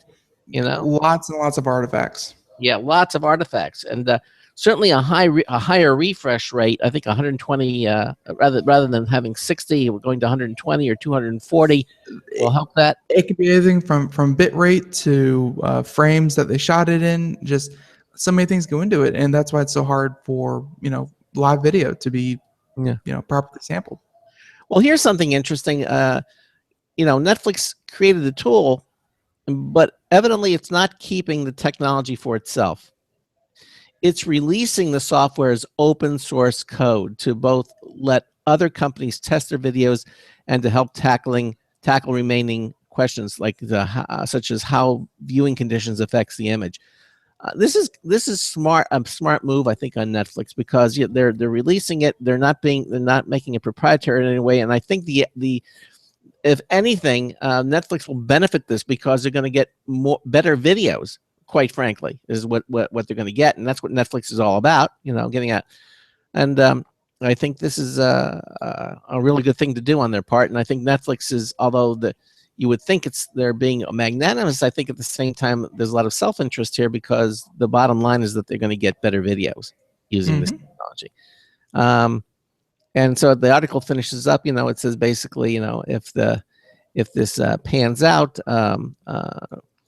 that you could see video services of all kinds fine-tuning the streaming to deliver consistent picture quality, no matter what movies and TV shows you enjoy. But I think this is a good thing for all sides involved. And especially Netflix, for all that they do, they are one of the largest innovators in streaming video technology. I remember a couple months ago, a couple years ago, they were the ones that they decided that, like, they would take whatever you're streaming, and they did it for like kid shows and stuff like that, but I think they're going to move it into other things. But let's say you're watching a kid show and there's like a large brightly colored area. They developed technology that would kind of take that portion of it and do it at like a lower bit rate, or or it'd be like a lower resolution for like solid colors. And something that you wouldn't notice when you were looking at it, because hey, it's just a solid color, and that reduced the amount of data that they had to push through by tons and tons and tons. So they're always looking for these little innovations in technology to better serve all their customers, because like we've been saying, their subscription numbers keep going up. They haven't had a huge stumble in a long time. So whatever little tweak they can make to reduce the bandwidth that they have to push out, that saves them millions of dollars. All right. Yeah, I think so. Okay. All right. Well, for our second egregious act of the day, after donating a bunch of money and trying to have it recalled, the second most egregious. Okay, there is a pop culture figure I think everyone who's listening to the show knows, at least here in America. Can You Hear Me Now? Do you remember that? Yeah. Oh, absolutely. That was Verizon. Yeah. And they had the gentleman who would walk around the U.S. and all these different places, inside shops, for here, there, and everywhere. Can you hear me now?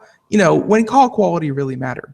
Well, now Sprint, not Verizon, Sprint has poached the Can You Hear Me Now guy for commercials. Yeah. So actor Paul, and by the way, this is his name, Paul Marcarelli. Yeah. So, who knew? Will now appear in ads decrying his former employer. Dun, dun, dun. So, as we all know, Geico has Gecko, Progressive has Flow, and Verizon, well, doesn't have the Can You Hear Me Now anymore guy anymore. So, and that's because the actor has been signed up by Sprint to be the to be the new face of its brand while mugging off his former employer. In the first of a series of commercials, the former Verizon guy says that his oft-repeated question is now irrelevant because it's 2016 and every network is great. Sprint is using him to push the idea that his coverage is just 1% behind Big Red, so people shouldn't have to worry about coverage issues. So, of course, it's a big deal for Sprint, which is celebrating its coup with a fresh round of publicity and plenty of tweeting from CEO of the company. So, the article kind of goes on for a bit here, but I think it's fun to say that if you are a fan of television and you remember these commercials, no longer is he with Verizon, but he is now with Sprint. And yeah, I definitely like the direction they're taking him with this little can you hear me now speech. Is because part of it is that everyone does have really good coverage. Network technology isn't anything unique to one player anymore. But I think that call quality in general just doesn't matter as much. I think data, 4G, LTE networks, those are what's really important. So can you hear me now? Not as important as can you see me now? Can you see me now? Exactly. That is funny. Yeah, But I do like the fact that Sprint was smart enough, because I really do think that this is a smart move, because he really is a pop culture, figure. Like, people know him when they see him and they say, "Hey, you're the Can You Hear Me Now guy." Mhm. Like, I'm sure whatever they paid him for this contract to do this next round of advertising, they got a lot of mind, a presence of mind Mhm. in consumers, because they already know who he is. Yeah, exactly. Definitely a good move. And good, yeah, and good for the actor too. I'm sure this proves to be very lucrative. Well, yeah, it's something different than Robert Downey Jr. yet again. What is he pushing? Like, it's not just taking an actor or a musician or what have you. It's taking someone who is more pop culture. But I think it's a good move all in all. Robert Downey Jr. He's pushing Iron Man. Well, I mean, when you see Robert Downey Jr. in like a Burger King commercial, you're like, check that out. But like, I don't immediately associate everything that Robert Downey Jr. has, kind of advertised for with Robert Downey Jr. Yeah. But the Can You Hear Me Now guy, I definitely associate him with network quality of a company. Google's DeepMind AI is going to go play another Go champion. We're going to be talking. Wait, good segue. We'll be right back. Hi, this is Craig Crossman, host of the Computer America Show. You have important meetings to schedule. Your company's getting ready for its IPO, and you're in charge of the PTA fundraiser this month. So how do you coordinate everyone to be available at the same time? Are you still using emails, phone calls, even text messages to schedule meetings with a group of people? How's that working out for you? Not so great, huh? It's a fact that every day, millions of people suffer from scheduling headaches. Well, with Doodle, scheduling meetings with a group of people is quick and easy. With Doodle, you can easily propose available times to each member. Each one checks off the times that they are available, and then you simply pick the time that works best for the group, all in an easy-to-read display that integrates with your existing calendar. Nothing could be more simple. Give Doodle a try for free, and like millions of Doodle users, you'll truly see how easy it is to find the perfect date and time for all your meetings. That's www.doodle.com. Looking for a best friend? Brother Wolf Animal Rescue has your best friend waiting just for you. The mission of Brother Wolf Animal Rescue is to help build a sustainable, no-kill community where no dogs or cats are ever killed for population control, where true euthanasia is reserved only for animals who are irremediably suffering, or for animals who are truly a threat to society and with no hope of rehabilitation. Brother Wolf staff and volunteers go door to door, neighborhood by neighborhood, to educate citizens about local resources available for at-risk pets and to help their families connect with those resources. Brother Wolf's community-based approach to no-kill helps keep family pets healthy, happy, and in their homes and out of the local shelter system in the first place. For more information or to make a tax-deductible donation to this wonderful 501c3 organization, visit their website at www.bwar.org. Help to realize Brother Wolf's vision when no animal is euthanized for lack of a home. Who's a good boy?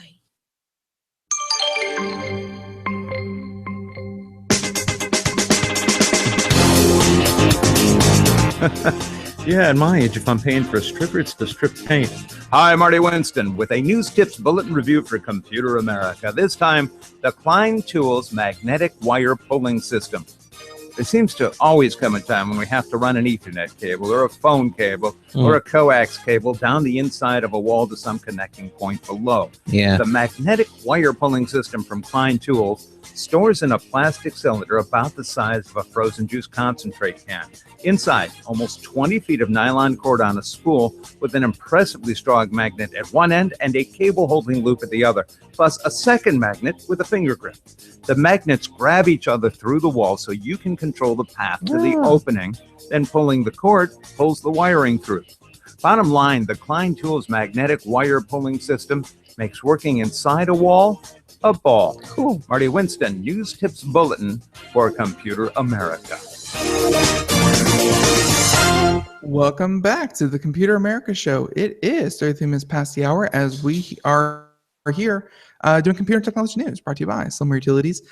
In the first hour, we had ourselves Beüler. No, not that Beüler. We had Beüler.com here with us as we talked about a couple of their different products, but we mainly focused on the DVR and flashlight in one, so you could record video and pictures and audio and use it as a flashlight at the same time. Yeah, very cool. Right. So, and we just finished up with a story about how the "Can You Hear Me Now" guy has been poached by Sprint. So, expect to see him on television yet again. And I guess Craig wanted to do this Google DeepMind. Well, story. I wanted to tease it because we're coming up to the break, and you and I have been covering DeepMind, the AlphaGo team when they played the world. That's because we like to cover winners, and DeepMind is a winner. Yeah, and DeepMind demolished the Go champion. You say it all. You say it all, right? So evidently, but it's not over yet, because Google's DeepMind artificial intelligence will play Go against the world's #1 player. He's going to take on AlphaGo. She will take on an 18-year-old Jai later this year. So as the article goes on, isn't it weird how whenever people are really, really good, it happens early. Some of the best chess masters in the world have been 18 years old, 20 years old, 22 years old, and they're just knocking grandmasters down who are 50 years into the game, and then this punk comes in and just beats everyone. Well, there's a reason for that. I mean, they say that the mind is the most pliable, and but you expect that. Well, there's also the saying that age and treachery will beat youth and experience, or something like that. Yeah. You'd think after 50 years, someone would be much better than someone who had no way of accumulating that much life experience. But yeah, 18 years old, and he's the #1 in the world. Yeah, and I don't think Go really qualifies as life experience. It's just just knowing all the different moves, and chess I think is the same way. Well, no, you don't remember? We actually covered Go for quite a bit, and they're saying that Go is actually more about philosophy than it is about strategy. Well, that's and it's a different way of playing it. Well, some were saying that, but a lot were disputing that. We're saying that it actually had nothing to do with the actual game. I mean, that was a lot of the arguments that were being presented by the different judges. And not being a Go player myself, it's hard to, go with one side or the other. But there were definitely two sides about that. And so far, it looks like that the life philosophy that really didn't hold water, because the champion got beat by AlphaGo. However, according to this article again from Engadget, Matt Bryan wrote it. He says, after it beat Korean Grandmaster Lee Sedol by 4-1 earlier this year, and that one game, by the way, was, I think it was not necessarily an accident, or it was something that happened where it wasn't necessarily a skill, but of course it counted because he won. So, but basically, the AlphaGo, Google's AlphaGo has become the Go player to beat. And even while the series was still being played, 18-year-old Chinese Go champion Jai remarked that he could beat Google's DeepMind computer. Aha! The gauntlet has been thrown down, even while it was still playing Lee Sedol. Evidently, he's going to get his chance, because at the 37th World Amateur Go Championship in Chinese city of Wuxi this weekend, a spokesperson for the Chinese Go Association revealed that representatives have been in contact with the team behind AlphaGo and will set up a match before the end of the year. Okay. He goes and says it's an interesting turn of events, particularly after Kay once said he didn't want to play Google's DeepMind computer because it would learn his playing style. He's quoted as saying, I don't want to play against AlphaGo because I can tell from its performance that it's weaker than me. He says, I don't want it to copy my patterns and learn from me. But evidently those emotions changed when the 33-year-old ninth Dan professional Lee Sedol was finally defeated by AlphaGo. The win is considered a huge milestone for artificial intelligence given the complexity of the Chinese board game. And although Key is also a ninth Dan player, okay, and currently the world's #1 player, he actually beat Sedol on his way to a championship win earlier this year. The Korean is considered the Roger Federer of Go and was chosen for the Deep Mind Showdown based on his experience. Key now has the chance to prove he's not all talk and cement his reputation as the game's best player. And there's an update to the story. Deep Mind co-founder Dennis Hassabis released a statement on Twitter confirming that nothing has officially been put in the diary. He says, Demis says, contrary to the internet rumors, we have not decided yet what to do next with AlphaGo. Once we have, there will be an official announcement at the Twitter site. So there it is. So nothing is confirmed yet. But I thought Lee Sedol was the ultimate player. Evidently, he's not. And no, he's won numerous championships before. Like he was like a 7-time winner or something like that, world championship. But he's not #1. His latest his latest rankings don't, he's not #1, but he is like the most decorated. Right. I'm sorry, he's the most decorated Go player in modern history. So, but is K higher ranked than him? Yeah, technically right now, but rankings change year to year. Okay. So the gauntlet has been laid down. He's challenged it, and they're saying that. Do you have to win every single championship ever, in 20 years to prove that you're the best? Evidently. I don't know. The fact that he is the most decorated, I would say proves that he has a track record of being the best. All right. Doesn't mean that one person can't come in 1 year and win, but I don't know. Yeah. So it sounds like they're a little hesitant because it seems like a lot of work on their end. It was definitely a publicity thing when they said, all right, we're going to take AlphaGo and we're going to take Lee Sedol and we're going to put them together. It obviously took quite a bit of coordination. And it's not just something that, someone tweets, all right, I think I can take AlphaGo. And then they drop everything that they're doing with the software and set all of this back up to, to have them compete. It's, it seemed like a lot of effort on their part. And as much as he would probably be a good opponent for AlphaGo, I don't know the odds of them actually stopping everything that they're doing just to go prove it once again. Well, what is it that they're doing? I mean, AlphaGo team, other than just like Deep Blue is I'm sorry, Watson is being used to diagnose patients and predict weather and better plans and better planning cities for more efficient traffic and doing this, that, and the other. The point of Google's Deep Mind is not to play board games with people who think they're better than it. The point is that it is a learning artificial intelligence, and it's going to be used to create, the next road, the next cities, the next products, the next weather forecasters, the next, everything that are, computer networks, everything that our civilization kind of relies on.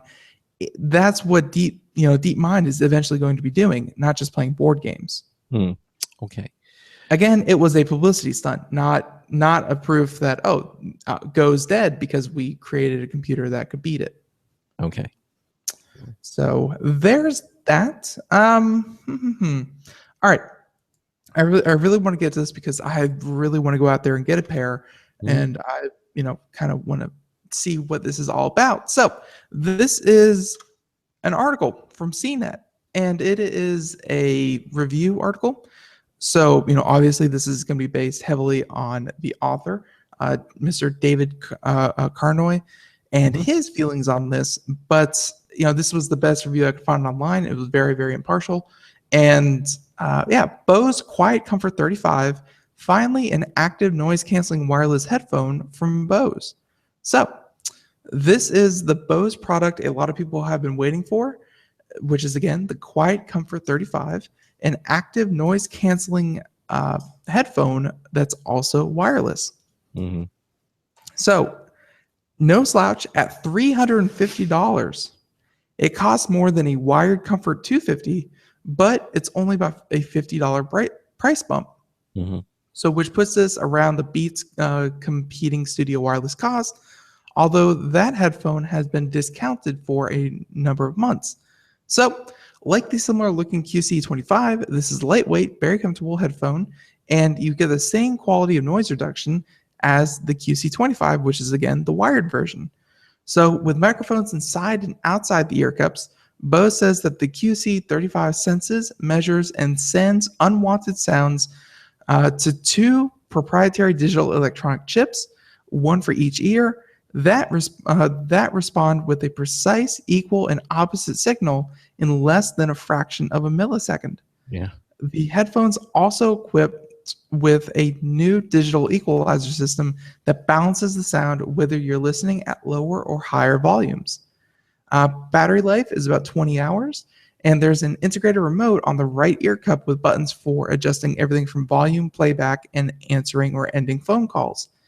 It also comes with the with a cable if you want to go wired, and works with Bose free Connect app for iOS and Android. And I think that's about as far as I'm going to take it. If you're watching the video portion, you can see pictures of this thing. It's again from Bose. It looks pretty similar to their other offerings, but the best thing about this again is the fact that they are wireless, and that is a first for a company like Bose. Yeah. Are you planning on getting a set of those, or? I think so. Bose, as we said earlier in the show, they have a lot of proprietary noise canceling technology behind them. I think Bose makes some of the best speakers out there. I have a pair of Bose speakers on my computer. Oh yeah, their speakers are great, and then the noise canceling is just the icing on top. Yeah. I mean, the audio that these 2 little speakers that I had that are made by Bose is just phenomenal. I don't know how they produce that kind of sound, and and I've listened to many of them. A lot of the JBLs, all the big name, and none of them that in my opinion, again, can compare with the sound that Bose puts out. It's just an amazing sound, amazing audio.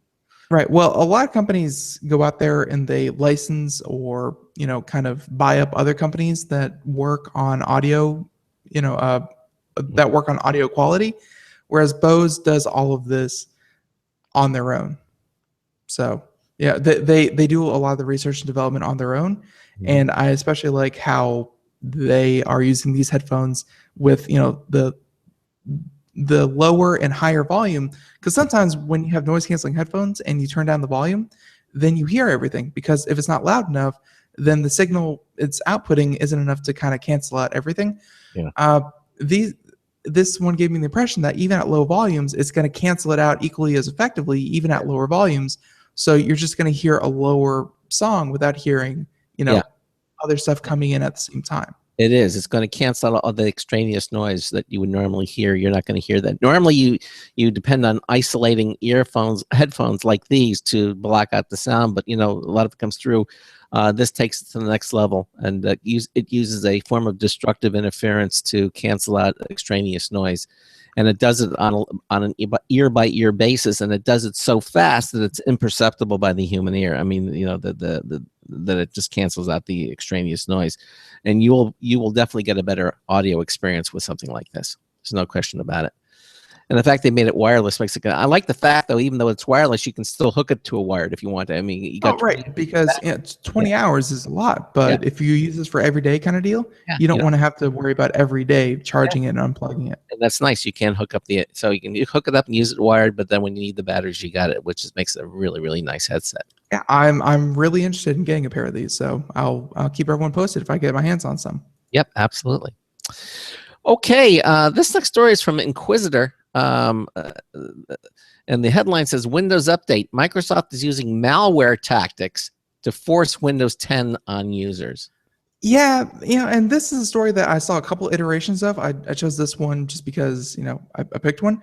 But there were a number of articles over the weekend that are really calling out Windows 10 and I'm sorry, Windows for pushing Windows 10 so aggressively and against so many people's wishes that they're saying that Windows is really taking a hit to consumer confidence.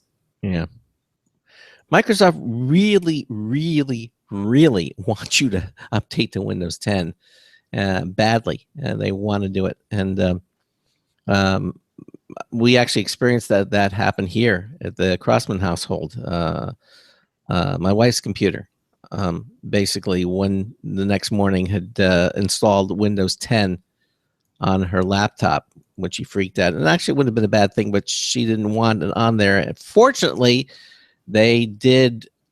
There was a way that Microsoft provided to undo the action, so that you hadn't totally burned the bridge, and it actually put the computer back with Windows 7 the way she had it exactly. Everything was back. It did an impressive job. It put everything back. It put all our desktop icons, everything in the same place. So at least they had the, I don't know what the word is I'm looking for here, but the courtesy not to the courtesy to allow their installation to be undone and not leave you in a mess or in a lurch. Oh, well, you have to go back to Windows 7 and then put everything back and do all those updates again. No, they actually put it back so you could undo it.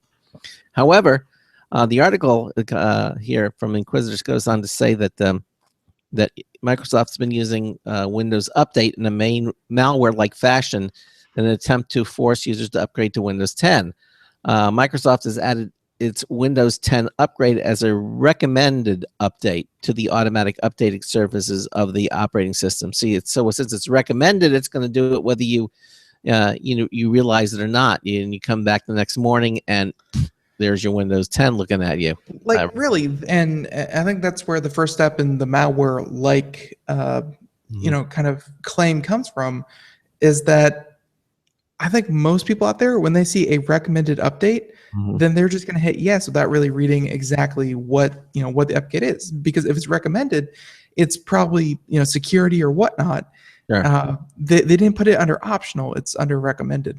Well, see, here previously users could just close the recommended updates window to deny those updates, but evidently it now seems that closing the window constitutes consent to install Windows 10. Closing this means, okay, yes, rather than no. I don't know about you, but when I close a window, that means I don't want it to happen. I'm canceling it. But evidently Microsoft changed that to say, okay, well, they want us to go ahead. PC World actually said, there's a quote that says, it's a nasty business and it's tricking legions of happy Windows 7 and 8 users into using Windows 10, which has yet to prove its worth to all users. Quite frankly, though, and I think you'll agree with me, I think Windows 10 pretty much has. I mean, you like Windows 10, right, Ben? And honestly, the more we talk about Windows 10, usability, wonderful. A true spiritual successor to Windows 7. But the more that we talk about the things that you have to do to make it usable, the more I'm beginning to kind of think about if this is really a smart move. Because just like from Slimware Utilities, we have that whole privacy kind of checkbox that the program comes with when you purchase Slimware Utilities. There are lots and lots of settings that are on by default that I really feel a lot of users should kind of stop, because Windows 10, even though they aren't charging you right now, the way that they're going to make their money is by selling the analytics from exactly how you are using Windows 10. So, make sure that your settings are properly in place. Otherwise, you're going to be sending off a lot of personal data to Microsoft. And that's one of the things we talked about with Slimware Utilities. The utilities actually do.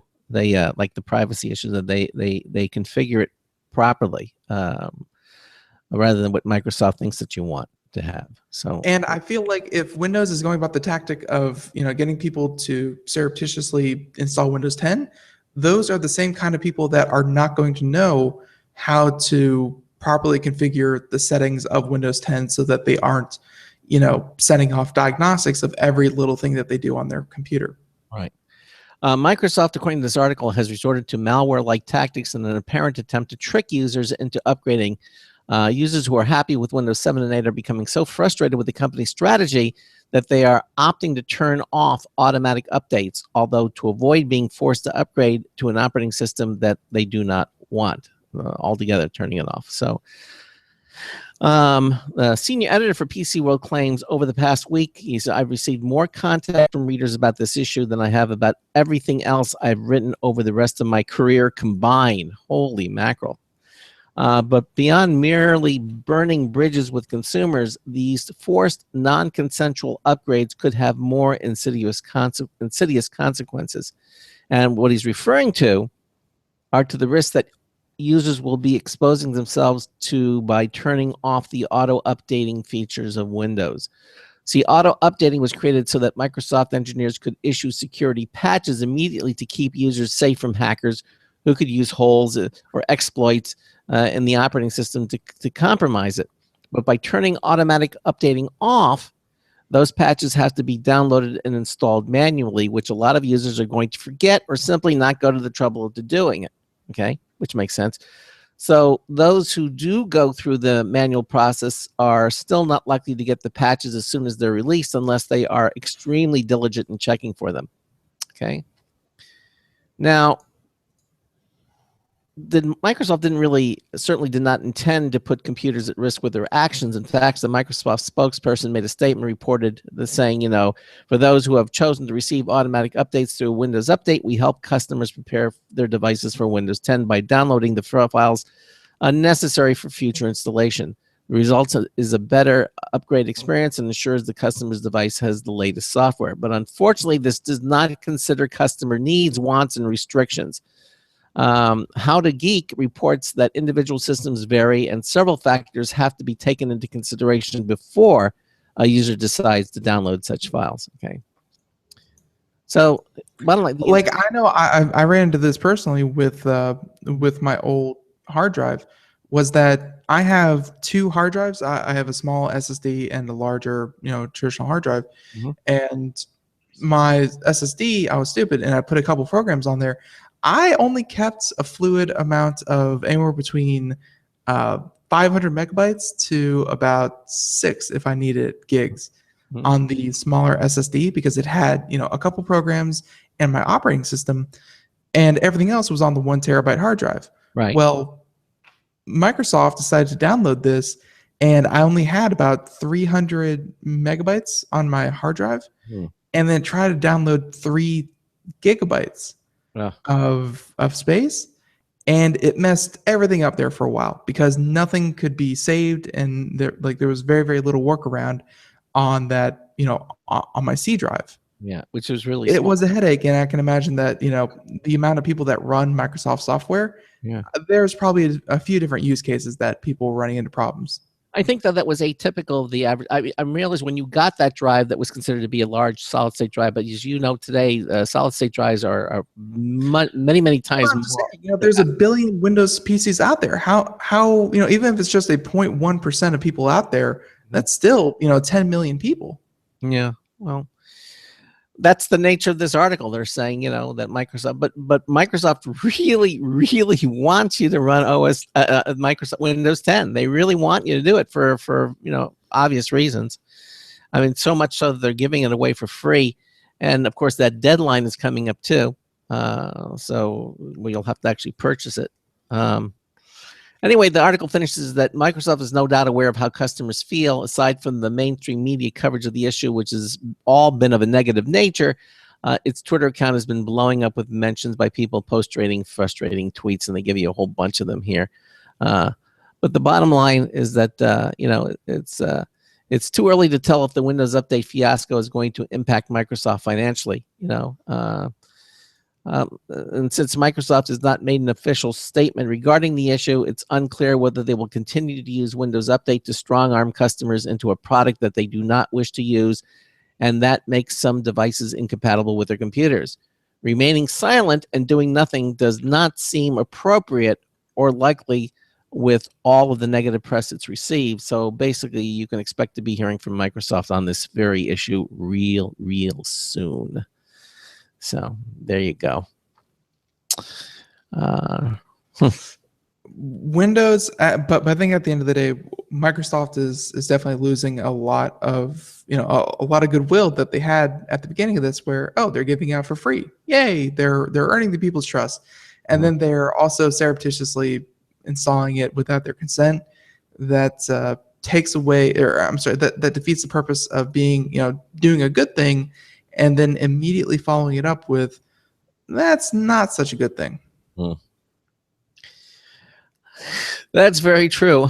I think we're pretty much out of time. I think so too. I think so too. Again, I want to thank our first hour 90 guest seconds. from Beüler, Alan Azrumanian, being here on the show. Again, thanks to him. Again, check them out at Beüler.com or go at our website at computeramerica.com. Coming up tomorrow, how'd you like to talk to your computer and have it do everything that you say? Well, that's been around for a while, but Nuance has been doing it from the beginning. Their Dragon speech recognition software has been around since I don't know how long. 60 seconds. They're one of the big players in the space. Yeah, and we're going to have them on the show tomorrow. We're going to have Nuance on the program. Greg Powell is the Vice President of Marketing and Strategy for Nuance Software. Is going to be joining us talking about all the cool things that they're doing at Nuance. And I got to tell you, they're doing some really cool things. They're going to be on the first hour of the show. And then the second hour, more computer and technology news brought to you by Slimware Utilities, the official optimization software of Computer America. Thank you all so much for being here with us.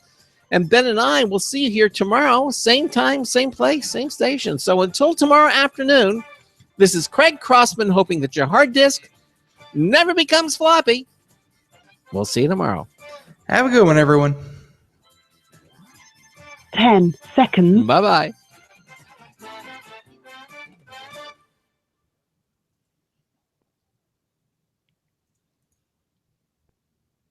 Thank you for using Blog Talk Radio. Goodbye. Okay, everybody, again, thank you all so much for watching our live streaming video. And Ben and I will see you here tomorrow at 3 to 5 p.m. with Nuance. Have a good day. Bye-bye. Bye, everyone.